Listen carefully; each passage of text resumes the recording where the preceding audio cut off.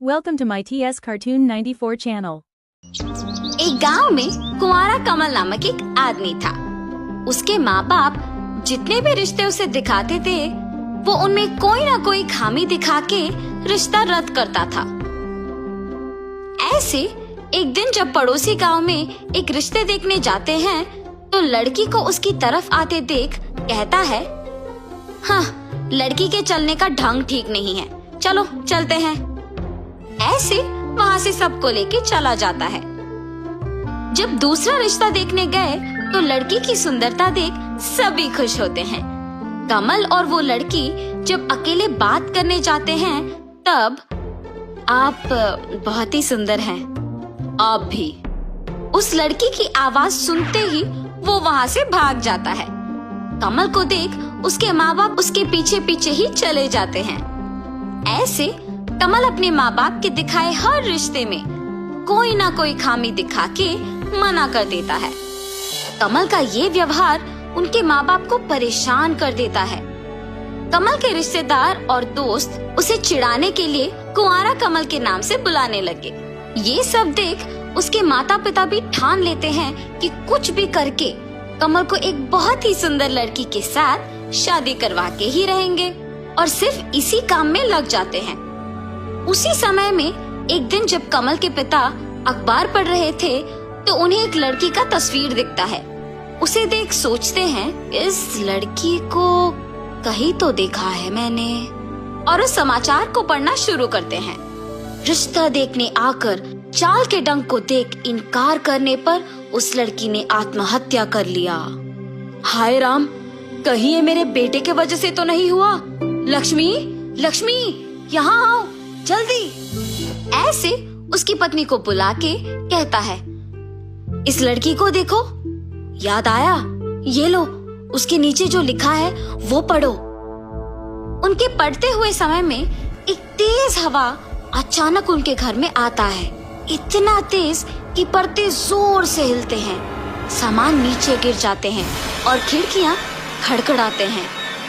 ये देख कमल के माता पिता दोनों कांपने लग जाते हैं और डर के मारे वहीं नीचे बैठ के इधर उधर देखते हैं। सुनिए, कहीं वो लड़की भूत बन के हमसे बदला लेने यहाँ तो नहीं आएगी ना? मुझे भी उसी बात का डर है लक्ष्मी। उसी समय में कमल घर आता है। माँ, पापा, इधर देखिए। ऐसे कह के गले में हार पहने शादी करके एक लड़की के साथ आता है। दिखने में तो वो लड़की बहुत सुंदर और सुशील थी और तुरंत अपने सास ससुर को पसंद आती है, मगर पहले से ही डरे हुए उसके माँ बाप बहू को अंदर भिजवा के अखबार में देखी सारी समाचार कमल को भी दिखा के जो कुछ भी हुआ उसे समझाते हैं। नई नवेली दुल्हन अंदर जाके गले से फूल का माला निकालती है। जब अपने आप को आईने में देखती है तो एक डरावना भूत का चेहरा होता है। हा हा हा, जिस लड़के को मैंने चाहा और जिसने मुझे मेरे चलने के ढंग देख इनकार किया, उसी से मैंने खुद शादी के लिए पूछने पर मजबूर किया। अब जो मैं इस घर में बहू बनकर आई हूँ, सबको सबक सिखाऊंगी।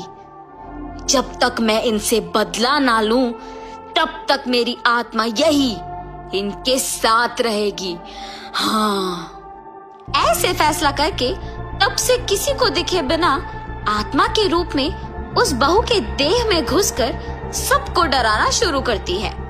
कमल के पिता जब अखबार पढ़ रहे थे तो उस अखबार के पेजों को तेजी से उड़ाना। कमल जब पानी पीने के लिए ग्लास लेने जाता है तो उसे दूर करना ताकि वो उसे पहुंच ना सके। कमल की माँ जब एक फूल का माला लगाती है तो इसे एक हड्डियों का माला बना देना। कमल के पिता जब अपने बाल को कंघी करते हैं तो उनके हाथों से ही उस कंघी से उनके सिर पर मारना। कमल की नींद को खराब करने उसके बगल वाले मेज पे सांप और मेंढकों को छोड़ देना। ऐसे हर रोज कुछ ना कुछ करती थी। कमल के परिवार को कुछ नहीं समझ आने पर पागल हो जाते थे।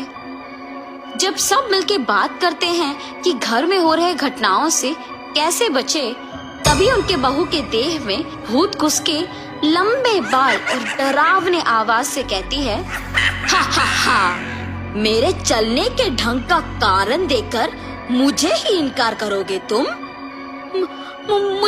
मुझे शादी नहीं करनी थी, इसलिए ऐसे कह दिया मैंने। कृपया हमारे बेटे को छोड़ दो, गलती हमारी है। चुप! तुम्हारे बेटे की इनकार करने पर तुम लोग भी तो मान गए, अब क्यों नाटक कर रहे हो? हाँ? जब तक मैं तुम लोगों को सबक नहीं सिखाऊंगी, मेरी आत्मा की शांति नहीं होगी। भुगतो, भुगतो! हा हा हा। ऐसे उन लोगों को अलग अलग प्रकार से डरा डरा के उनमें बदलाव लाती है।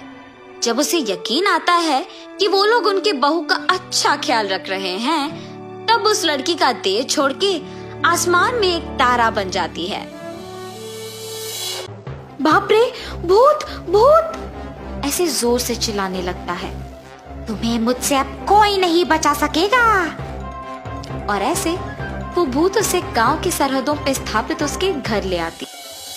कौन हो तुम? मुझे यहाँ क्यों लाई हो? तुम्हें नहीं पता कि मैं कौन हूँ? तुम्हारे आलस ही मेरे मौत का कारण है। उस दिन मैं बीमार होने के कारण बीच रास्ते में पड़ी हुई थी और तुमने मुझे देखकर लापरवाह से मुझे वैसे ही वहां छोड़कर चले गए।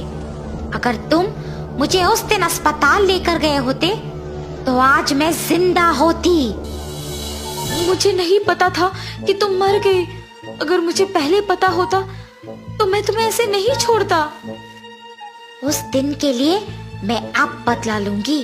अब से हर रोज तुम मेरे लिए खाना बनाओगे और मेरे सारे काम करोगे। मैं अपने खुद के घर में ही काम नहीं करता हूँ, मेरे ही काम मेरी बीवी करती है। और तुम कह रही हो कि मैं तुम्हारे सारे काम करूं? मैं नहीं करूंगा। उसकी बातें सुनकर भूत को बहुत गुस्सा आता और वो उसका गला जोर से पकड़ लेती है। अगर तुमने मेरे काम सारे ढंग से नहीं किया और मेरे लिए खाना नहीं बनाया तो तुम मेरे खाना बन जाओगे। मुझे छोड़ दो, कृपया मुझे कुछ मत करो, मैं तुम्हारा कहाँ मानूंगा। और ऐसे कहने पर वो उसे छोड़ देती है। वीरेंद्र डर के मारे उस भूत के सारे काम करता है। वीरेंद्र के माँ बाप और पत्नी सब्जी बेचकर जब घर लौटते हैं तो वीरेंद्र को वहां ना देख परेशान हो जाते हैं। वीरेंद्र, वीरेंद्र! हर रोज तो इस समय में यही सोते रहता है, आज न जाने कहाँ गया।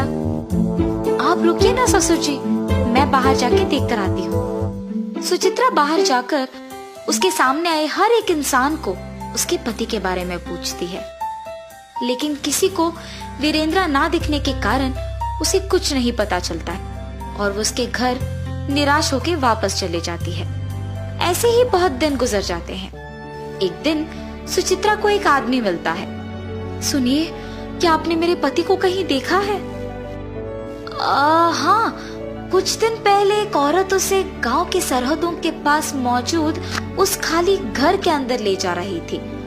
उसके बाद तो मैंने उसे कहीं नहीं देखा। ये सुनने के तुरंत बाद वो उस घर के पास जाती है। वीरेंद्र दुखी से खाना पकाते रहता है। अगर मैं भी मेरे परिवार के साथ काम कर रहा होता तो बहुत खुश होता। अगर मुझे आलस नहीं होता तो आज मुझे ये दिन नहीं देखना पड़ता। मेरे ही लापरवाही और आलस के कारण ये सब हुआ है। अगर मैं ऐसा नहीं होता तो उस दिन उस औरत को बचाता और ऐसे एक भूत के लिए सारे काम नहीं करता। ऐसे सोचते हुए निराश होता है और बगल में उसे उसकी पत्नी दिखाई देती है। उसे देख वो चौंक जाता है और उसके पास जाता है। सुचित्रा, तुम यहाँ क्यों आई हो? पहले यहाँ से चले जाओ तुम।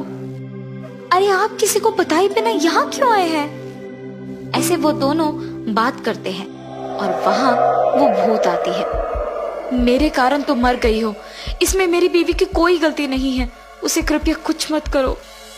ये कह के उसकी बीवी को वो जो कुछ भी हुआ बताता है और उसे वहां से जाने के लिए कहता है।